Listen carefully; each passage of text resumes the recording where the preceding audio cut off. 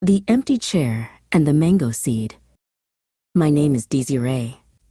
This story begins with a mango, sweet and golden, shared under the shade of a tall tree at Kibimba School. It was Burundi, and my friend Willie and I believed the sweetness would last forever. We were boys, and the future was as bright as the flesh of that perfect fruit. On the 21st of October 1993, the sweetness was stolen.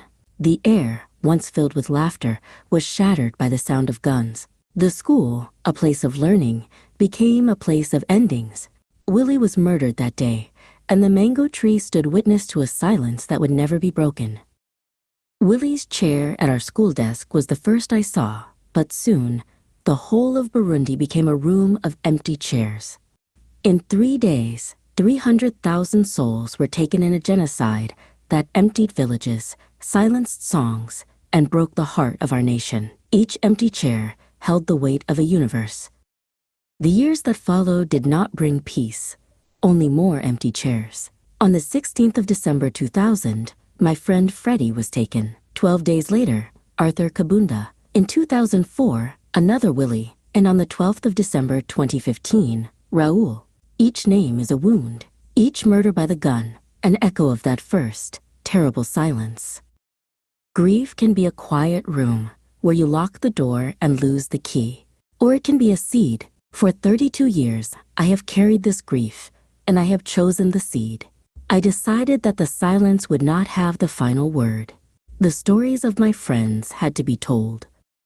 With friends in a new city, London, we began to build a different kind of table. With the help of Paul Burgess and the Daedalus Theatre Company, we took the memories, the pain, and the names, and we wove them into a play.